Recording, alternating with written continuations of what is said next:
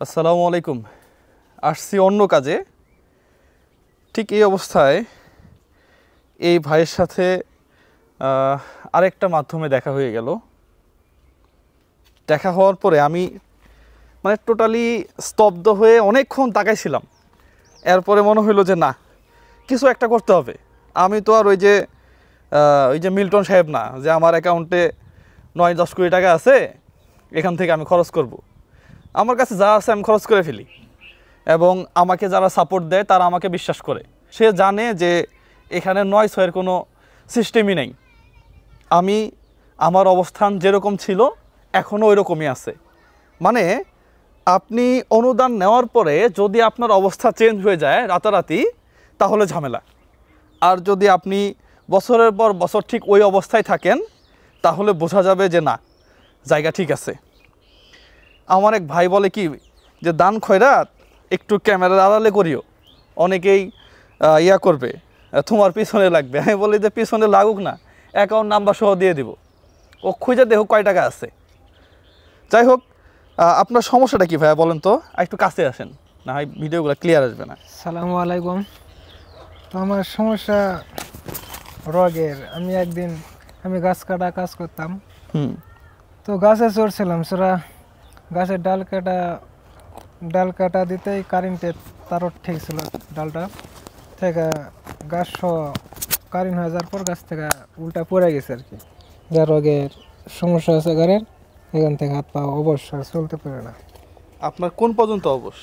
এখান থেকে বুক থেকে লইলে থেকে এখান থেকে গোটা শরীর পা পর্যন্ত, মানে এখান থেকে আপনার পুরোটাই অবশ? পুরোটা অবশ। আচ্ছা, এখন তো আপনার প্রস্রাবটা মনে হয় এখানে পড়তেছে না? আচ্ছা, এটা কতদিন হইলো ভাই?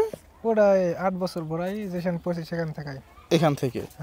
দুঃখের বিষয় কি জানেন, উনি যে গ্রামের মধ্যে থাকে, এই অবস্থায় আসলে কেউ খোঁজ খবর নেওয়ার মতো নাই। আমরা যারা শহরে থাকি, হ্যাঁ, এই ধরনের প্রতিবন্ধী নিয়ে অনেকে ব্যবসা বাণিজ্য করে, টাকা পয়সাও তোলে। কিন্তু এখানে যে গ্রাম, এই প্রত্যন্ত গ্রাম হচ্ছে দেখেন মাটির ঘর, যা আছে সব মাটির ঘর, ওনার ঘরটাও মাটির।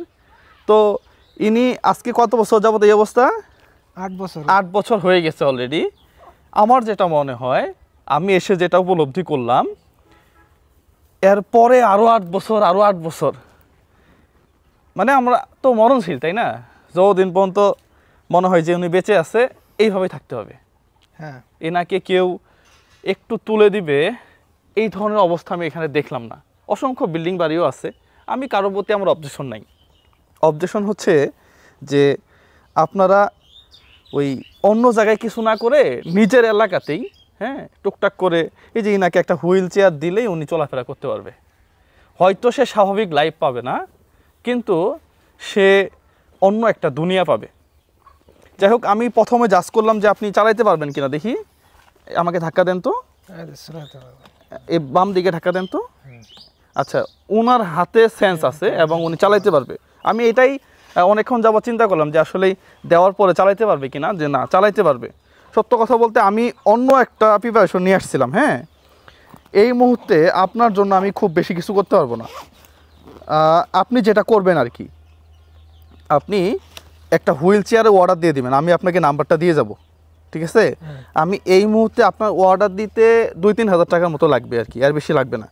তারপরও আমি আপনাকে অর্ধেক টাকা দিয়ে যাচ্ছি, বাকি অর্ধেক টাকা 1 সপ্তাহের মধ্যে ইনশাল্লাহ ব্যবস্থা হয়ে যাবে, কোনো না কোনো সিস্টেমে হয়ে যাবে। আর না হইলে আমি তো আসছি, তাই না? 1 2 3 4 5 6 7 8 9 10 11 12 13 14 15 15 16 17 দোকানে কত হইলো? 34-এর মধ্যে আপনি পেয়ে যাবেন। হ্যাঁ, এখানে 17,000 টাকা আছে। আমি আসলে অন্য প্রিপারেশন নিয়ে আসছিলাম ভাই, কিছু মনে করেন না। হ্যাঁ, না হয় আমি পড়াই দিয়ে যেতাম। আর এখানে এত গ্রাম যে কোথাও যে ক্যাশ আউট করবো, মানে বুথ থেকে তুলবো, এরকম অবস্থাও নাই আর কি। হ্যাঁ, আপনার মা কোথায়? একটু আসবেন আপনি? আপনাকে অসংখ্য ধন্যবাদ যে আসেন, এদিকে আসেন, যে আপনি এখনো ছেলেটাকে যেভাবে দেখাশোনা করতেছেন। হ্যাঁ, ও তো চলাফেরা করতেই পারে না। না না বাবা, করা পারে না। আচ্ছা, সম্পূর্ণ করা লাগে আমাকে, উল্টা পাল্টা নিজে যেটা পেশাব পায়খানা করা তাও পারে না, নিজে করা দেওয়া লাগে বাবা। আচ্ছা, আমি আপাতত যেটা দিয়ে গেলাম এটা দিয়ে উনি 2-1 দিনের মধ্যে অর্ডার দিয়ে দিবে, হুইল চেয়ারটার, হ্যাঁ। বাকি যে 17,000 টাকা আছে, এইটা যদি আমার যারা অডিয়েন্স আছে, যারা পিছনে আমাকে ব্যাকআপ দেয়, আমি কখনো নগদ বিকাশ অ্যাকাউন্ট নাম্বার দিই না, মানে আমি কখনো টাকা তুলি না আর কি, হ্যাঁ। যদি কেউ অনুগ্রহ করে কেউ SMS করে যে না বাকি টাকা আমি দিয়ে দিব, সেটা তো ওয়েল। আর যদি না হয় তাহলে আমি 1 সপ্তাহের মধ্যেই, হ্যাঁ, বাকি টাকা দিয়ে দিব, দিয়ে ওনার একটা হুইল চেয়ারের ব্যবস্থা হয়ে যাবে ইনশাল্লাহ। আমার সবজি পালো, এটা অনেক ধন্যবাদ, আমি এতই খুশি হয়েছি। আমারও আমার এত একটা দামি জিনিস আমার জীবনে আমি পাবো এরকম আমি কোনোদিন আশা করিনি আর কি। যেহেতু এত টাকা 35,000 টাকা তো হুইল চেয়ার আমি হয়তো আর কোনোদিন কিনতে পারবো না, এরকম স্বপ্নই থেকে যাবে। আমি দেখা যায় যে আমার একটা স্বপ্ন থাকা যাবে, কিন্তু সমস্যা নাই, আল্লাহ ভরসা ভাই। এরকম আশা পূরণ হবে আমি কোনোদিন ভাবিনি আর কি। এইটার গুরুত্ব অন্য কেউ বুঝবে না তো। এই যে হুইল চেয়ারের যে গুরুত্বটা, অনেকেই বলে যে ভাই আপনি 5-7 হাজার টাকা করে দিতে পারেন না, তাহলে তো বহু প্রতিদিনই 2-3-4টা মানুষকে দিতে পারবেন। দরকার তো নাই আমার। এই যে হুইল চেয়ারটা, এটার যে গুরুত্ব, এটা আপনি আর আমি বুঝবো না তো। ইনি একটা নতুন দুনিয়া পাবে, হ্যাঁ, ইচ্ছা মতো যেখানে সেখানে যাইতে পারবে। ইনশাআল্লাহ। ঘরে থাকার যে প্যারা, খালি লয় চলার আফসোস করে, চলার কষ্ট হলে মায়ের সেটুকু কষ্ট হয় বা। সেটাই বউ চলে গেছে না, এরকম হওয়ার পরে, এরকম হওয়ার পরে বউ চলে গেছে। ভালোবাসা আসলেই ওই একমাত্র মা বাবা যারা আছে তারাই বোঝে সন্তান কি জিনিস, সেটাই। তো যাই হোক, উনি বিয়েও করছিল, ওনার ওয়াইফ চলে গেছে শুধুমাত্র এই অবস্থা হওয়ার জন্য, তাই তো? হ্যাঁ, আল্লাহ ভরসা, আল্লাহ আপনার ভালো করুক। আমার পিছনে যারা আছে তাদের জন্য দোয়া করবেন, যারা আমাকে সাপোর্ট করে, হ্যাঁ, দোয়া করবেন, তাই না? আপনি পেয়ে যাবেন, হ্যাঁ, এটা নিয়ে ইয়া করেন না। হ্যাঁ, বড় আশা ছিল চার্জার হুইল চেয়ার, এটাই আমার বড় আশা, আর কিছু আশা ছিল না। ইনশাআল্লাহ ঠিক আছে ভাই, আমি পুরোটা দিতে পারলাম না, এই জন্য সরি। হ্যাঁ, তো ভালো থাকবেন। আসসালামু আলাইকুম।